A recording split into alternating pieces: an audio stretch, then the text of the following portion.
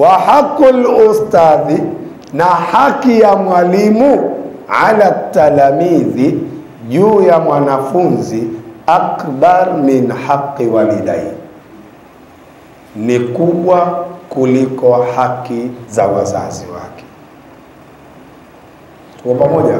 Hii ni adabu ya mwalimu. Na tumeiona adabu ya mzazi, walidaka huma sababu fi wujudika walaula huma lamma kunta mawjuda.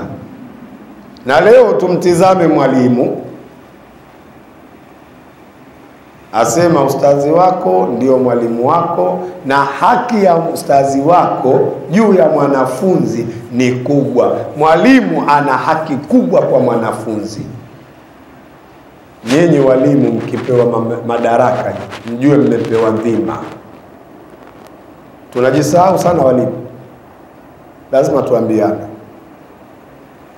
Mwalimu unapoletewa mtoto, jua ni dhima umepewa na amana kubwa ya kufundisha. Maana yake huyo mtoto umtengeneze, sio umfanye chumo. Walimu wa sasa hivi watoto tuwafanya machumo. Tuambiana, mimi wanasema mpaka kwenye Ijumaa. Walimu wa sasa hivi watoto tumewafanya machumo. Mtoto yuko chuoni, ana miaka mpaka 5, atafiki hii juzu ya kwanza ijui.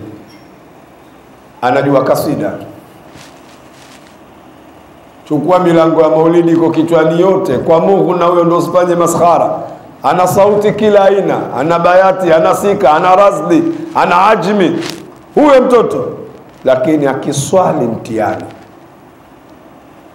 Qur'ani mtihani. Mwambie tu bwana, hapa bwana pana ghairil maghdubi, asema suratul ladhina an'amta, pana nini, hukumu gani hapa? Wallahi ajibu. Sio hukumu nyepesi hiyo. Katika hukumu iliyokuwa nyepesi, hiyo nyepesi, al-idhhar. Mwambie tu, je bwana wewe chuoni kwa muda mrefu sana, hivi idharu harfu zake ni ngapi? Mtoto ajibu. Fuatilia tu. Lakini hebu mwambie kaswida hii hapa nikitaka nitie sauti niende vipi? Atakupa mpaka mpigo wake. Sasa wewe mwalimu una dhima, kwa sababu haki yako kwake yule ni kubwa. Min haki walidai, kuliko haki za nani? Za wazazi wao. Lianna walidai, ndio imekuja hivyo. Na hakika ya wazazi wako, yurabbiyani jismahu, wanalea mwili. Mzazi, kazi yao wazazi ni kulea mwili tu, ambalo jumba tu linalelewa.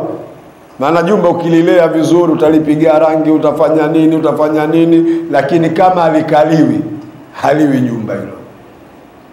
Kama alipikwi watu wakacheza cheza watoto, haiwi nyumba hiyo shekhe, itakuwa gofu tu hilo. Si ndivyo? Naweza ukaingia kupiga sauti pia zinajirudia kwa sababu ya halina uzito wa pumzi zilizojaa pale. Sasa yeye mzazi analea mwili, aulishe, auvishe, ukiumwa uguze, afanye nini, ili uje huo mwili umtambue kuwa yeye ni nani. Lazima mpetishe katika sehemu za kulelewa kitabia, alelewe katika mafunzo ya Mtume sallallahu alaihi wasallam, ndio utakuja ule mwili kujua huyu ni nani. Si inaeleweka? Na atafahamu uzito wa mama, kwamba fa'ala kulli insan wajibu an yabara walidai. Atajua hiyo, kwamba juu ya kila mwanadamu ni lazima kuwatendea wema wazazi wake. Kama hujampitisha huku, lazima atakujibu, baba ungechelewa pia mimi ningekuzaa.